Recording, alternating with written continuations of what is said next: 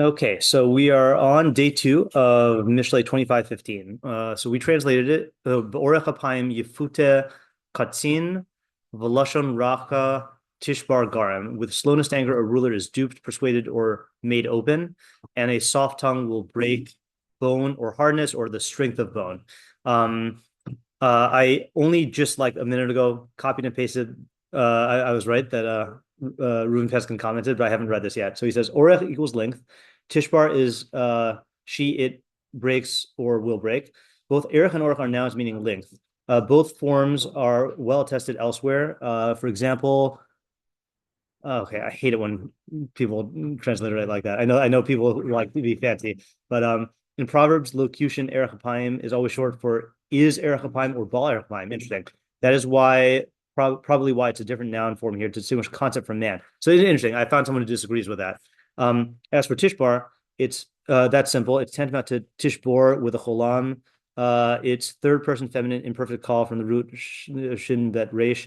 The only reason it goes from a cholam to a kamatz katan is because of the okay, whatever. Oh. Call is the what are you like the basic binyan? Yeah. I don't know if there's a fancy term for it.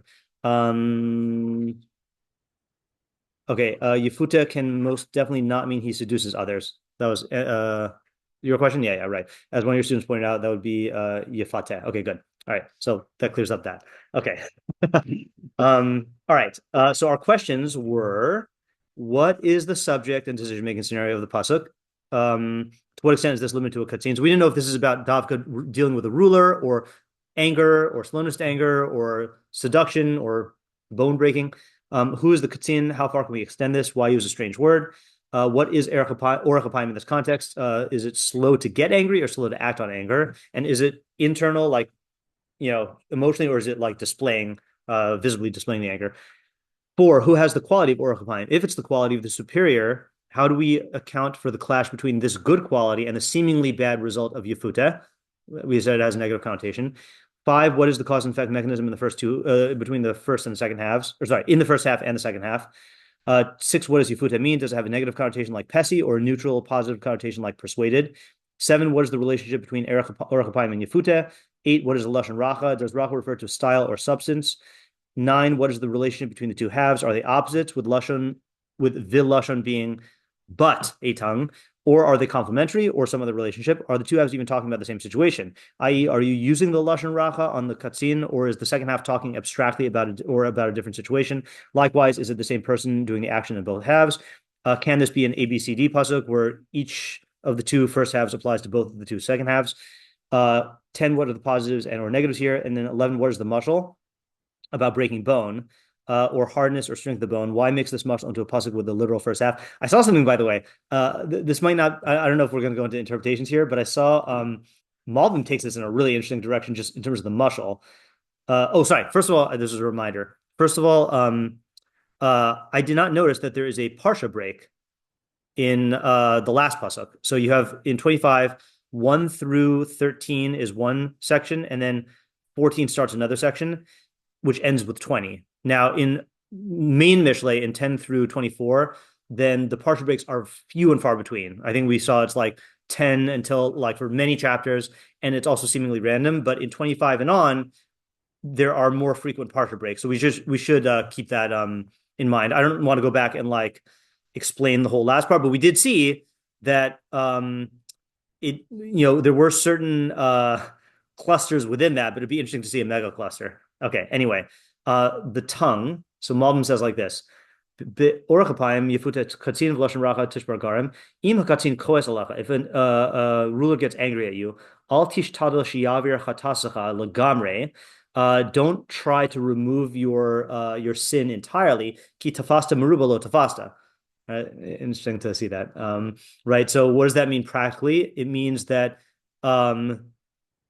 better to allow him to think you did something wrong than try to say you did nothing wrong and then have him double down or punish you even worse. Rak tishtadel shiarech apo v'lo ya'anish techef. So I think that means you should try to prolong his anger, that he did not punish you immediately. V'alzeh yefuteh. And regarding this, Yefuta, he will be persuaded. V'yarich af, and he'll prolong his anger. Okay, so in other words, I think he's saying you should try to persuade him to not punish you immediately, maybe in hopes of him changing his mind or reducing the severity of the punishment, or like, seeing things in context, something like that. Prolong his anger, that means exactly the opposite of what I...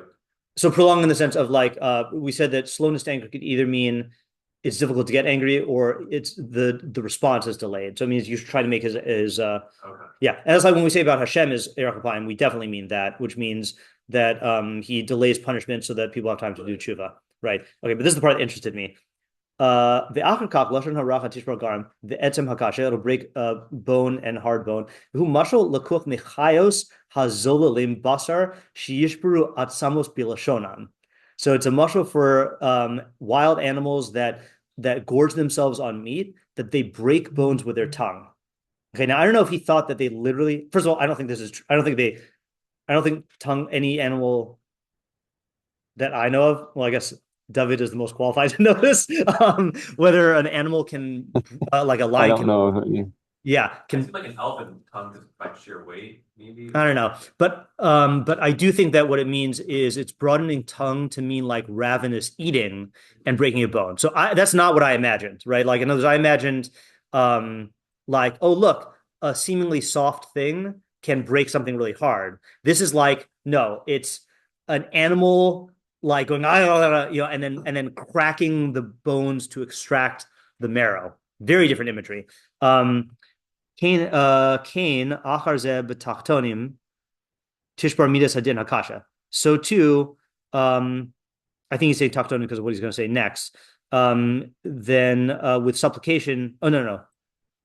Maybe this is going into the, okay, because you see where he goes with this. With tachanunim, supplications, you can break the harsh midas hadin. Vishbo melitza, there's also a metaphorical interpretation. Shashem yefuta, right? So we said this yesterday, right? This is what I was trying to look for. We sometimes use this about Hashem. Shashem yifuta b'tefila laharich ach. Through tefillah, you can persuade him to prolong his anger. And then you can soften the koach of the din through gentle speech and tachanunim, which Rashi also says this, by the way. Rashi says, while insofar as God is delaying punishment and not exacting retribution, yitznu lev hachotim, then the sinners should apply their minds lefatoso b'tshuva utfila v'tachanunim, to persuade him, to ply him, maybe would be the word that we use, with tshuva, tefila, and tachanunim. Lashon racha b'tefila v'tachanunim, and tishbar is otem koshi hagzera hara. Okay, but let's break this down here with our tongues. Yeah. Okay, so I know I didn't review any of our ideas, but we'll go back later. All right. So while we're here. So yeah. So what do we get from this imagery of the wild animals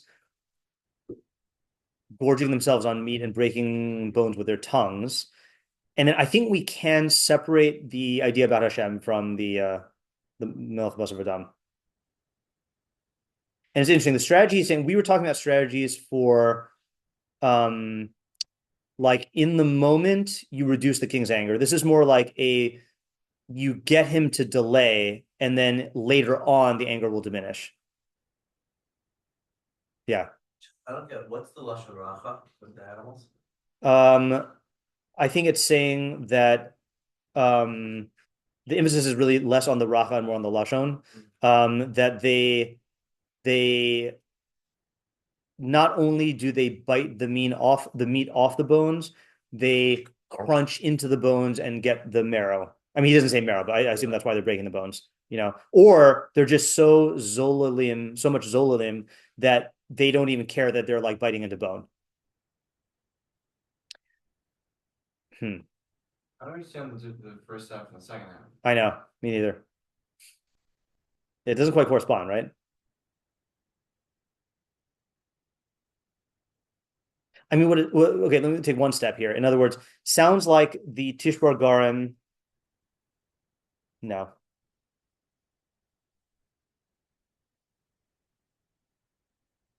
Right, because you would think that the imagery of the wild animals corresponds to the angry king, but that's not.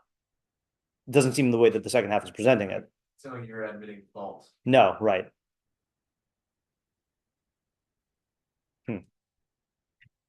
So then he says that your tongue isn't used for Tefilah. Yeah, I know, right? You're not tearing into the bones of the music. I mean, it's just it doesn't correspond. Yeah, but anyway, the reason why I brought this up right now is because Sadi Gaon's pointing out that it's a mushal, but like I don't know, it never occurred to me that the mushal could be that wildly different than what we thought. All right, so all right, we'll see if we can work on that later. Yeah, Isaac. Maybe it is like what we thought, but he's explaining where it's borrowed from, meaning that a soft tongue breaking something hard is borrowed from animals that do that. Right, but how are we doing that? The way we said it is you're like not smooth talking the king, but you're using your speech to calm his anger. So how is that nimshal correspond to ravenous animals breaking bones? That's I was wondering if we could take it as just the point being something soft breaking something hard.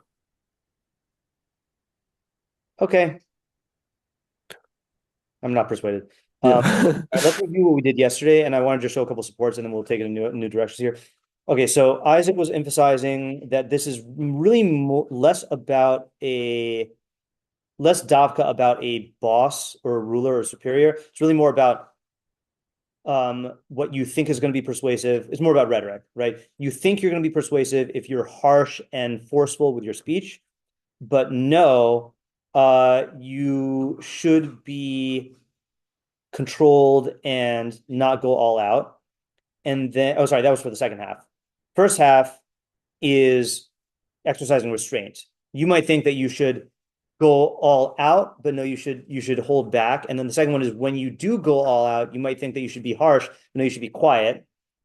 And we kind of drifted into an idea here about it's like you're saving yourself from maybe opening yourself up to further problems, but then also you're letting your words speak for themselves instead of like letting it letting the show the style do it. You're letting the substance speak. Okay. Moshe Levin was saying that if the king is someone who is really his will translates directly into action, you don't usually persuade him because of logic. And so when you speak with a soft tongue, you'll break down the hardness of his stubbornness. But then our question was how. Moshe Koppel said that when you're talking to an authority figure, then you tend to unwittingly step into a superior-inferior dichotomy or dynamic. And if you speak softly, you're playing into the position of the inferior, and that will allow you to break down his defenses. I saw a good example of this, which we're not going to go through, but Sadigon points to the famous example. Hakavana shviras hacharifus, you'll break the harshness of asa as a etem mashal biglal kashiuso. Ukvar yadata al Yehuda heach herich apo im Yosef. So Yehuda spoke very, very subserviently to Yosef. And Chazal, we saw that Chazal say that is a mashal for Tapukli Zahav B'Maskios Kasef, or that puzzle refers to Yehuda's speech. Yeah. Okay. And then I said that basically what happens when you're arguing with people is that the egos get involved and then no one wants to back down and they escalate. And Kal v'chomer with a king who is used to getting his way, or who is both his ego is like the biggest and most vulnerable. In other words, he thinks he's the greatest, but he's also keenly aware of how tenuous his position is. So once you set foot into that escalator, then it'll escalate, and you'll just it'll keep on fighting. So what you should do is you should let him vent his anger at you. And I saw the Ibn Kaspi says this. He says, Hata'am kasher yichas hamosha al ha'ish, when the ruler gets angry at a person, tishach hamaso, his anger will abate. Kasher yispul ha'ishahu al kol devarav, once the person tolerates all of his words. In other words, you'll let the king feel superior, and he'll get it out of his system. Then you're in a position to maneuver. Hold on for 1 second, Moshe. And then you can use Lashon Racha, which will, by talking gently, you are furthering this image of being with him and in his best interest and not against him. And there are other benefits as well. I feel like if we were, you guys correct me if I'm wrong, if all three of you on Zoom, if we were talking about this at the Lichter table, at some point, someone would say the word mirror neurons. Absolutely. Absolutely. Okay, right. So I'm not a qualified Lichter enough to talk about this, but like apparently there are these things, there's a thing that happens in your brain where unconsciously we mimic the behavior that is that we see. So like if you are if I smile a lot, then like your brain like naturally smiles, or if I'm using a gentle tone, your brain naturally has a gentle tone. Your brain gets like lulled into gentleness. So I feel like there are other, we could go really, really deep on the Lashon Racha thing, but I think the point is that it's a sur me'ra and an aseh tov. That's like my thing. Yeah, Moshe? So I guess I was thinking that, but why wouldn't this work for any kind of relationship? Why specify a king? Yeah, I do think this would work for any type of relationship. And the reason why I think it's talking about a king is because the simplest answer is kav chomer, like someone who is already in a position of dominance, or a position of someone who has like absolute power. It's more of a fetish for. It's a fetish, yeah, right. The way I'm learning it is it really could be in any situation. Yeah. Yeah. I had one more thing I wanted to show. Oh yeah, the Metzudas David, David and Rabag. So Metzudas David, I got this from Metzudas David, I think. You tell me if I'm projecting. Borach hapayim, im hakatzin yichos al mi. If a ruler gets mad at someone, v'hu marich apo lisbol hakas, and the person he gets mad at,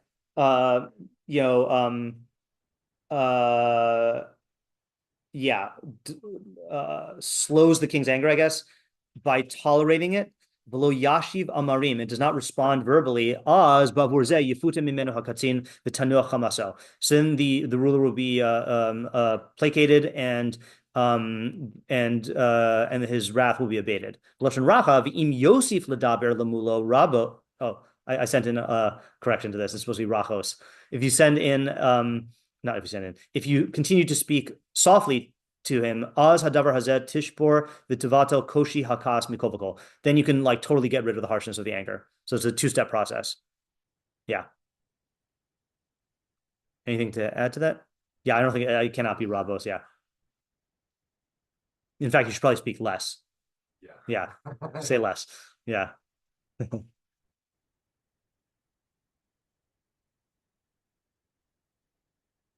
I mean, yeah. I think I'm getting the crowd. Yeah. Okay, let's do Rabag.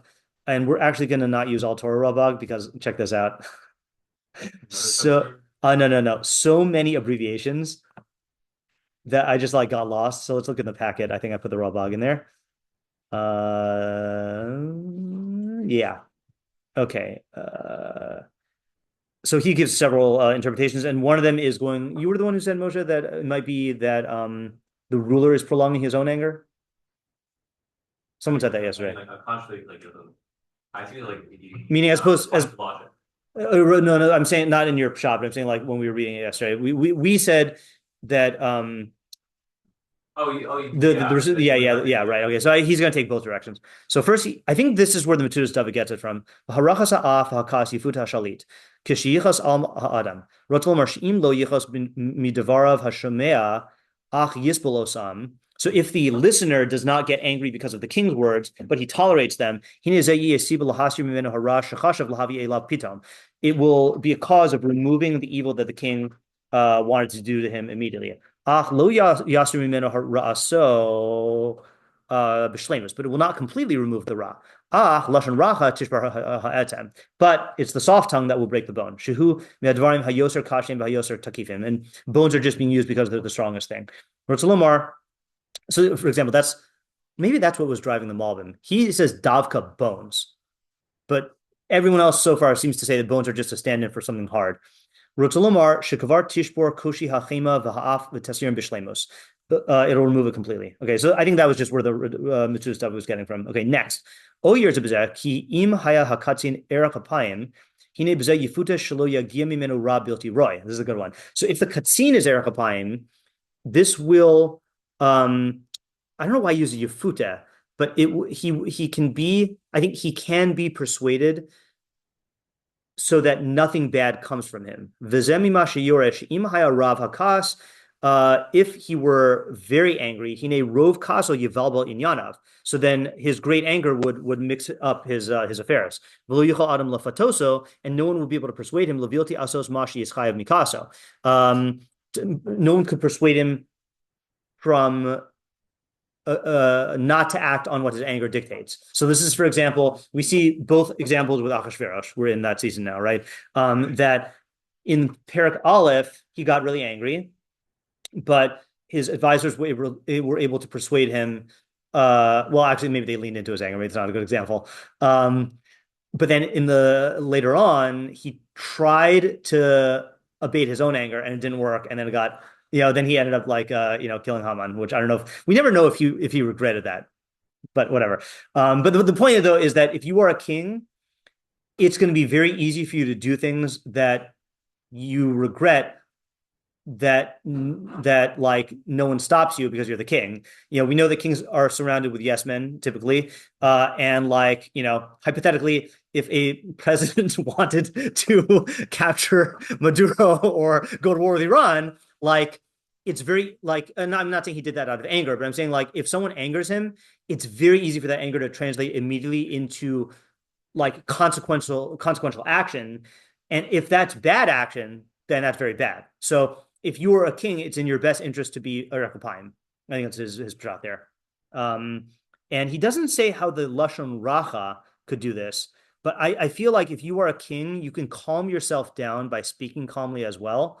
And in other words, you can calm the harshness of your own anger by speaking calmly. And I feel like, I don't know if you've ever used this trick, but if you catch yourself about to yell at someone and you consciously dial down the harshness of your speech, it can actually make you calmer. So I think that would be according to this. Yeah, David? So I had a thought from what he's saying. We're saying that it is just first off, we're saying that it is possible for this to be the Tziyun being Mefata himself. Yeah. Yeah, it's Mefata. Okay, so I'm wondering then, in a not shooting himself with a second arrow type of thing, he's definitely going to make decisions that wind up having bad consequences. And to whatever extent he gets mad at himself for making those decisions, then he's going to be in a much worse place. And then whether the Lashon Rakah is his own Lashon Rakah or somebody else's, at the very least, I think the first step of being slow to get angry at himself does enable the Lashon Rakah, whether it's somebody else's or his own, to help break the strong whatever convictions that he has that are going to ultimately be damaging to him because he's in a attacking himself type of mindset. Okay, that's a good idea. Yeah, it's funny because I would not be open to that idea if not for this Raw Bog saying that he's Mefata himself. But once he says that, then I feel like you could say what you're saying. A good example of what you're saying is again, quoting from my favorite president, is Truman. One of his qualities that everyone admired him for was he would make decisions, take full responsibility, but never have self-castigating regrets. It doesn't mean he didn't learn from his mistakes, but he would never just spend time wallowing and beating himself up for bad decisions that he made. And so that is a form. It is a form of rekapayim. You don't get mad at yourself. And you will make mistakes as a leader, which I think is important if you're in a leadership role. Is you cannot go into a leadership role and expect to not make mistakes. That's just naive. Yeah. President taking full responsibility. Yeah, we haven't seen that in a while. All right. V'hasha'ar yisba'er ba'ofen hakodem. Oh, he does explain. The rest is explained in what preceded. Where does that say? In footnote 89. I'm sure Lashon Racha. Oh, meaning he's going with his previous shot. Okay, I feel like he does need to talk that out because the guy's talking to himself now. Unless it means that he will allow himself to be persuaded by other people. Not that he's going to lower his own speech. All right, whatever. All right, next. O year to bezek yakatin yifuta kishichas al ha'adam, or it's saying that the ruler will become yifuta when he gets mad at a person, but orach hapayim, through orach hapayim. Rotzalomar b'shlo yivakshu mimenu l'malet ha'ish hahu aval hari ha'af zman ma. This is similar to what the Malbim was saying. In other words, if they ask of the king to not entirely exonerate this guy, but to just delay for a little bit of time. And maybe the guy can escape in that time window that you give him.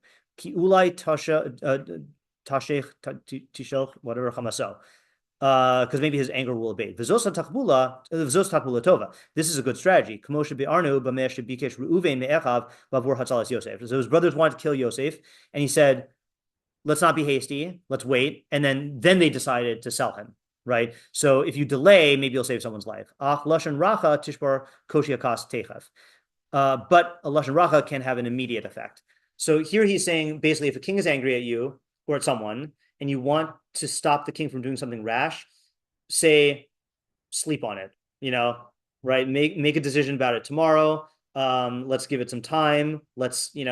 And then many times the king's anger will go down and then he won't do something rash.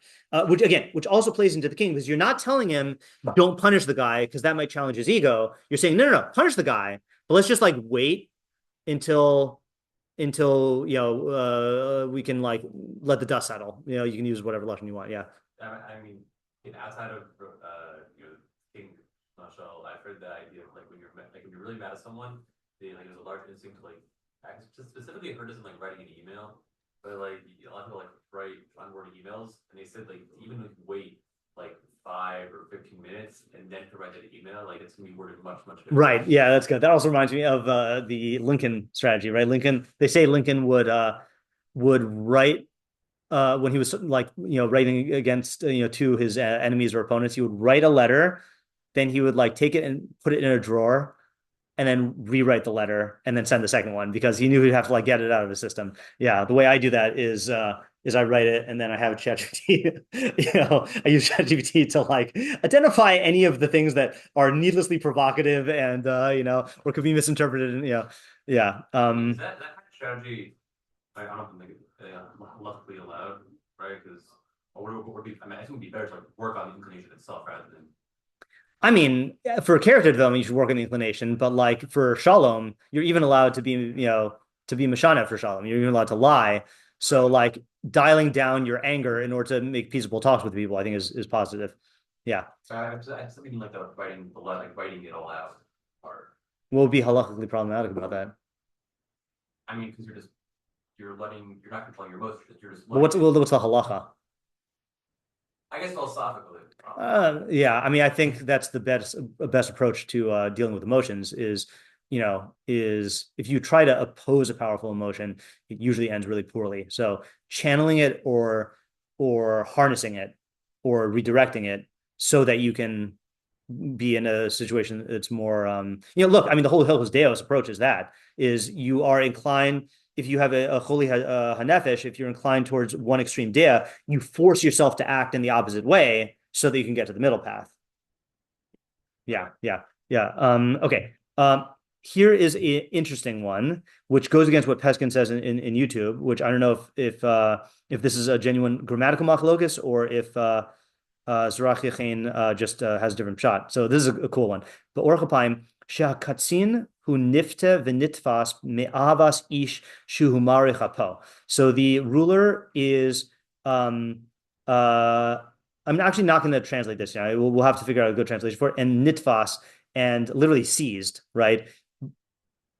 Out of love of a person who is marich apo, ve'ino koes. So who's marich his own off and is not angry. Kimi pnei hayos la'adam zos hamida. Because if a person has this mida, hamshubeches, this praiseworthy mida, yikarvenu hakatzin, the king will draw him close, v'chabdenu, and will honor him. V'hu nifte lasos ratono, and he will be nifte to do his will. So first of all, what's the difference between Zrachia Chaim's pshat and then pretty much all the other approaches we've taken here?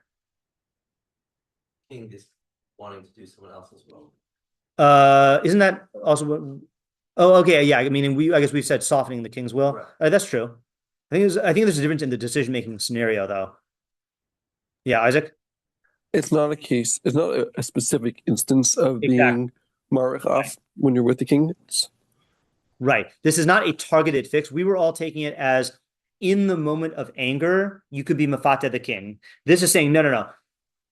As a default, a king will be nifta to someone who has this quality stam, a bal erechapayim. Yeah, Isaac? Sorry, I said it.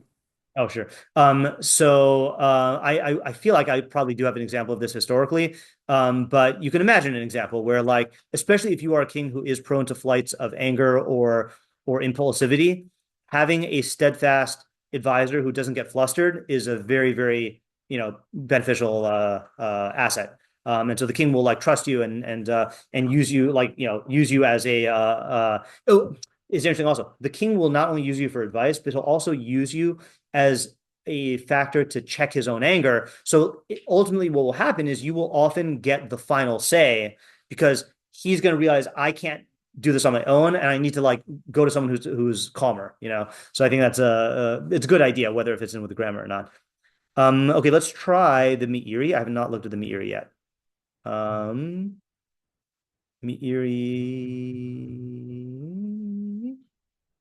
here. Okay. Borach apayim yifuta katzin v'lashon racha tishbar garim orech hina shem davar. It's a noun. Kamo arichos.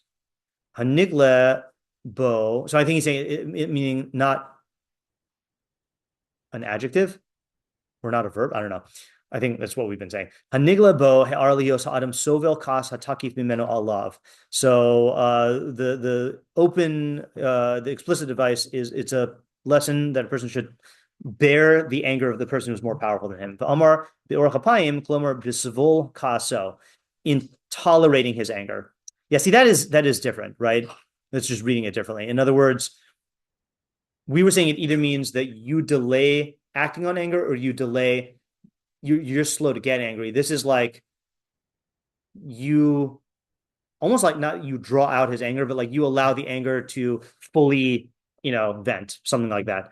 So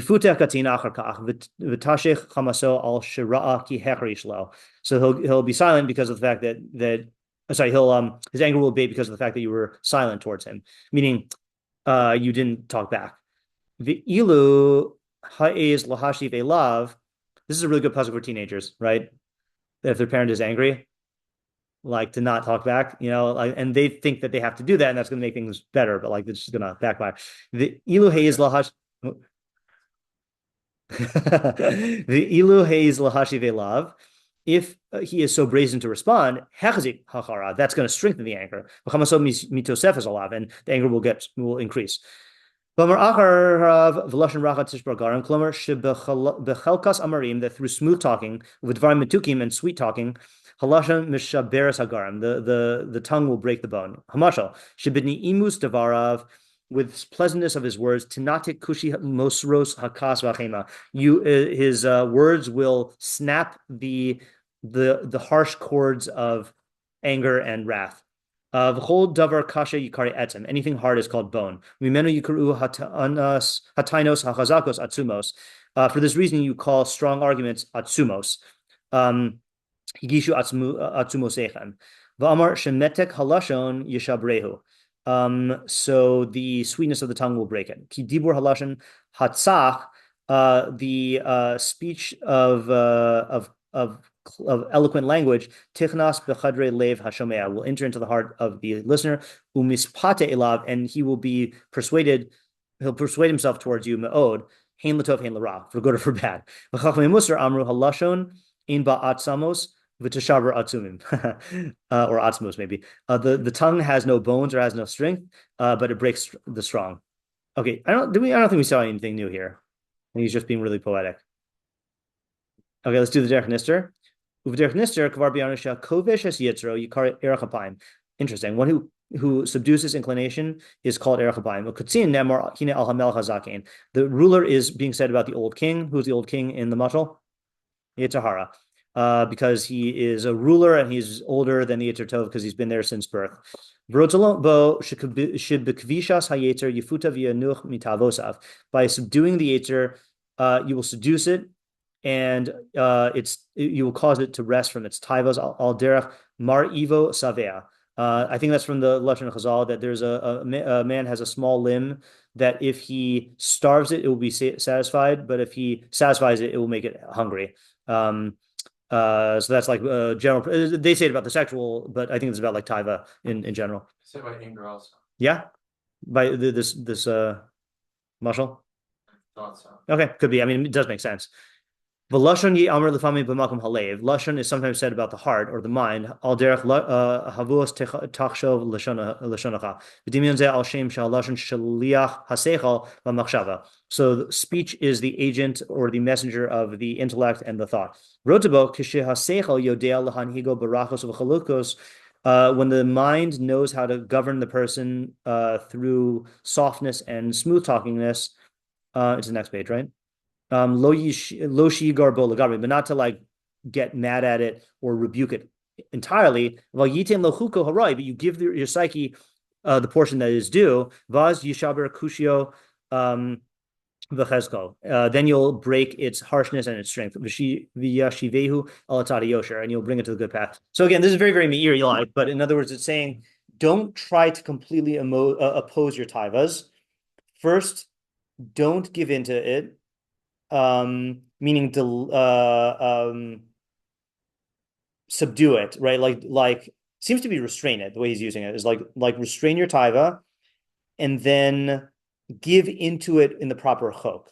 So in other words, I do think there is a tendency to want to go all out in a taiva, and I'll give an example of this. I used to I think when I first came to yeshiva. It was the first time I'd been exposed to lots of people who had really good meals and abundant food.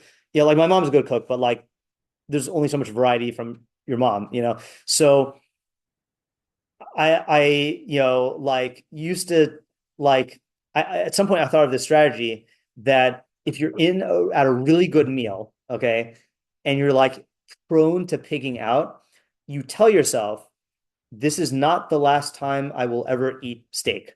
This is not the last time I will ever eat pizza, And for some reason, like you are allowing the psyche thinks that like I have to get all of this now, and by telling it, no, you will have this again in the future, and you can have it now, but just not all out. It helps you to restrain yourself, and I feel like you could use that in other areas of taiva. Again, some easier than others. And so I think that's the type of thing he's saying is like you should exercise some restraint, but not full restraint. And focus on delay. It's not like I'm going to have to give this up forever. I can indulge in this in a permitted way sometime in the future. Yeah. Saying is that what Lashon Raka is that you're responding in the mashal, you're responding a little bit, but not too much.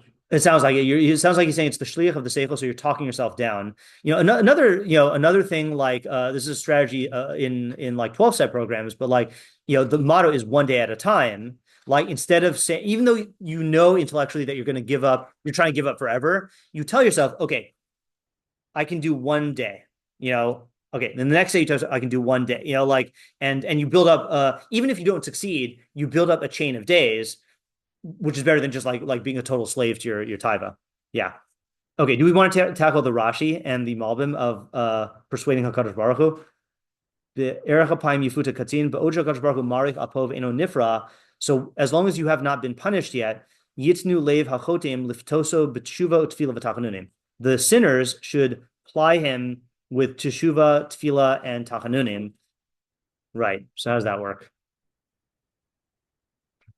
It's funny also, like, before you're punished. So this is not a strategy for doing tshuva. This is a strategy dafka for avoiding the onesh. It's not doing tshuva? You're saying you're doing tshuva. That's true. That is true. Yeah, I guess I was thinking of the Malbim who did not mention tshuva. He just mentioned tefillah and tachanunim. Right. Yeah, but even still, when saying doing tshuva, I don't think it's saying, like, you don't need to say in order to get out of onesh, do tshuva, right? Like this is talking about like some sort of like placating strategy. So in other words, it might even be here's maybe a middle ground, which is that you can do partial tshuva. Right. In other words, like if you know that you're going to be chayv and onesh and you can't do the full tshuva that would be required to totally get out of the onesh, then it still is worth doing tshuva to soften the midas hadin. An example of this is, they say, if you look in the pasukim after the reign of Melech Menashe, then the verdict was sealed. Hashem was going to destroy Yerushalayim and exile the Jews. So then the question is, why did Yirmiyahu or any of the other Nevi'im after Menashe, why did they try to get people to do tshuva? The answer is they could have still reduced the punishment, or maybe not had a complete exile. So there still is stuff you can do even if you're not like completely like over undoing the onesh. Yeah, Isaac. Yeah, I think the Havamina is a feeling of like once you've messed up, now you're just awaiting punishment, and a certain feeling of hopelessness about that. Right. But saying as long as you haven't been punished yet, you could still try to mitigate. Yeah. All right. That's a good point. So it's interesting. So we said before, Erech Apayim about God has to do with he gives us time to do tshuva before punishing us, and usually I think of that in a practical way. But Isaac is pointing out that like this is addressing a psychological thing, which is the decree has already been made. Like, what's the point? Well, there still is a point. You could still like engage in this. Now, the question is, why put the emphasis on tshuva and tefilah? And I know that sounds like an obvious question. Like we say tshuva, tefilah, and tzedakah, you're in this row, gezerah. Yeah, David? A little drashy, but I'm thinking from what Isaac's saying that I think that once you put yourself in that state, then I think that if you were to take the garm as being your own, I think that then like once you are in a state of like already say recognizing like starting the teshuvah process, and then you get hit with the punishment, then you're able to take that punishment in stride as something that's actually going to be there to help teach you and to break your own bad bones, your own bad things that you have that cause you to do a bad thing in the first place.